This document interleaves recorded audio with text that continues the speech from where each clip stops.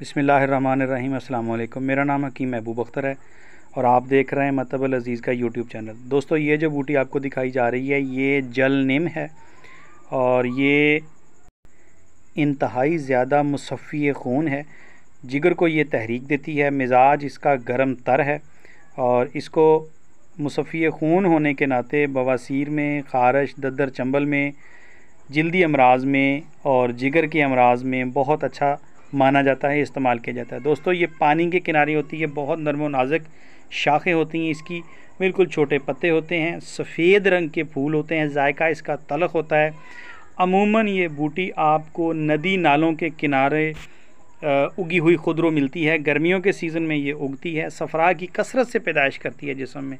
अगर इस बूटी को ला के, धो के, ड्राई करके, खुश्क करके, तो इसके अंदर काली मिर्च का इजाफ़ा करके 1:3 की रेशो से, यानी 3 गुना ये हो तो 1 गुना काली मिर्च हो इसके अंदर, उसका इजाफ़ा करके कैप्सूल बना लिए जाएँ तो ये बहुत अच्छा रिज़ल्ट देती है जल्दी अमराज में। ठीक है, और जिगर के लिए बहुत अच्छी है। सन्यासी लोग इसके साथ कुश्ता चांदी भी इस्तेमाल कर बनाते हैं इसके पानी से, और इसी के नुक्दे और पानी की मदद से अगर कुश्ता संख यानी कि हलजून बना लिया जाए तो बहुत ही अच्छा रहता है। जहरों के लिए, जल्दी अमराज में, इन्फेक्शन में, पस सेल्स में बहुत अच्छे रिज़ल्ट हैं उसके। बहुत बाकमाल बूटी है।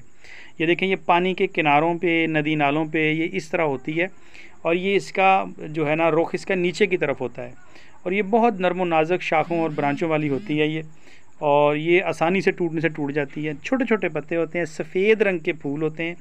इसके फूलों की बहुत सारी इकसाम जो है ना वो असातिज़ा ने लिखी है, हुक्मा ने लिखी है। जायका इसका तलख़ होता है और खून की खुश्की को दूर करती है ये, और इसकी इतनी ज़्यादा तारीफ़ की गई है कि बहुत ज़्यादा फ़ायदा देती है।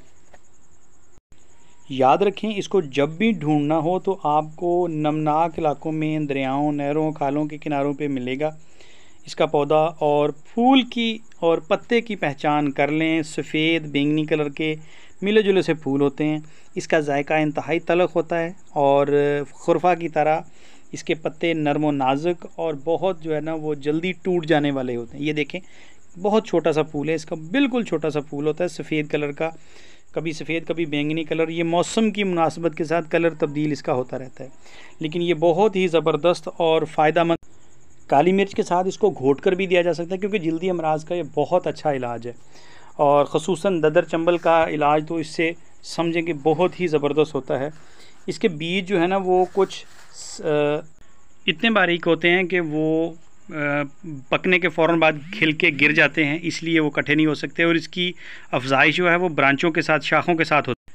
अगर इसकी मिकदार ख़ुराक की बात की जाए तो 3 ग्राम से लेकर 6 ग्राम तक, यानी 3 माशा से लेकर 6 माशा तक इसकी मिकदार ख़ुराक है ताज़ा बूटी की। और अगर खुश्क हो जाएगी तो मिकदार ख़ुराक और इसकी कम हो जाएगी। याद रखें कि इसको घोट कर भी पिलाया जा सकता है, लेकिन बहुत कम मिकदार के अंदर, ताज़ी हालत में।